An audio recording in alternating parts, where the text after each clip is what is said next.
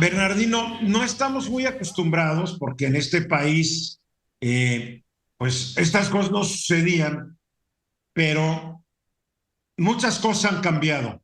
Antes la Suprema Corte pues era un títere del Poder Ejecutivo. Las cosas empezaron a cambiar en el año 2000. No nos hagamos, porque hay gente que dice desde antes, no. Realmente desde el año 2000 empezó a cambiar porque Fox no se metió con la Suprema Corte de Justicia. Calderón tampoco, Peña Nieto tampoco, pero otra vez las cosas están cambiando porque el presidente López Obrador, pues se mete con la Suprema Corte de Justicia. Antes eran más cuidadosos nuestros legisladores para hacer, estoy hablando del 2000 para acá, porque antes del 2000 el PRI hacía porquería y media y ni que les dijera nada. Pero a partir del 2000, el Congreso era más cuidadoso cuando aprobaba leyes, cuando hacía reformas constitucionales, pero desde que llegó Morena, como que son los hijitos, nietecitos del PRI y les gusta hacer cochinadas legislativas. Entonces, estamos viendo mucho este asunto de la Suprema Corte de Justicia interviniendo para cancelar decisiones hechas por el Congreso de la Unión o cancelar decretazos publicados por el presidente López Obrador. ¿Qué está pasando? Platícanos.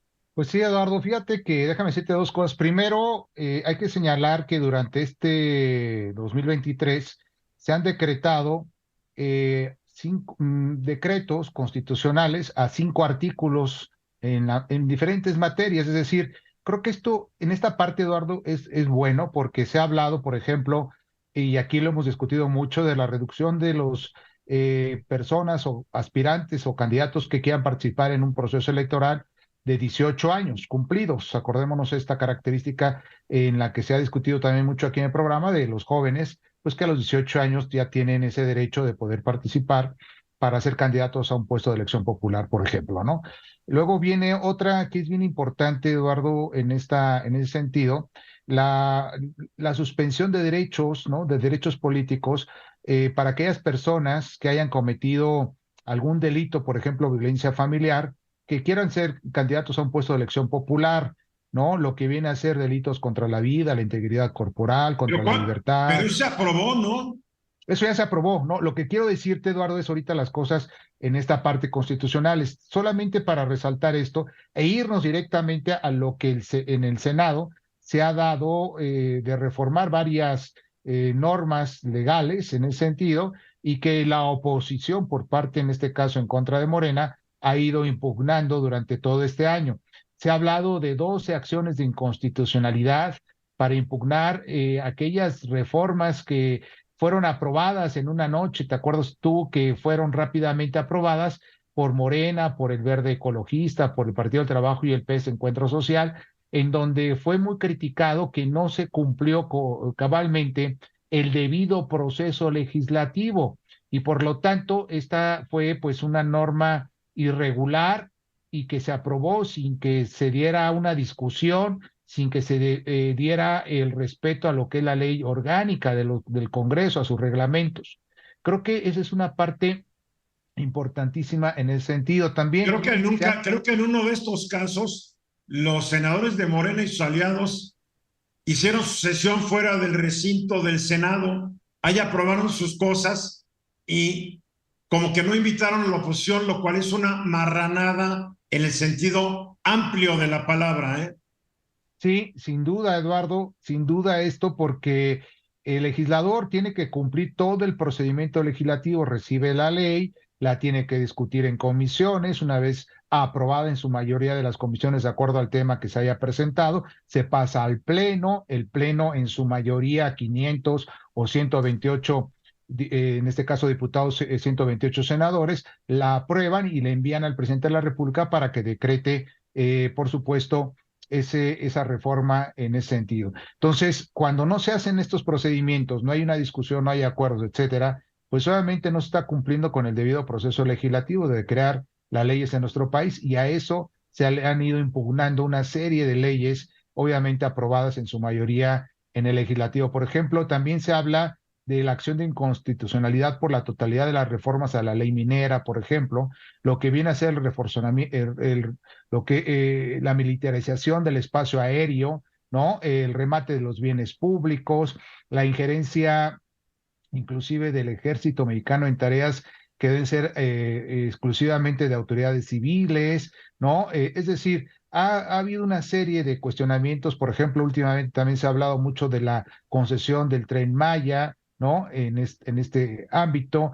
Es decir, se están impugnando muchas leyes, muchos decretos en el que muy probablemente en su momento la Corte va a tener que resolver y decir, o ha resuelto, por supuesto, que no se ha cumplido con el debido proceso.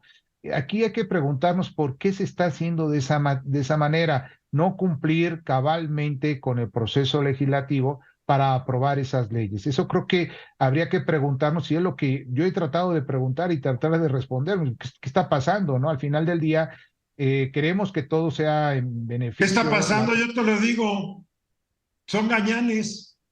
Pues sí, Eduardo, pero ellos son Abusan del poder porque la mayoría nunca habían tenido poder. Mira, es el clásico caso.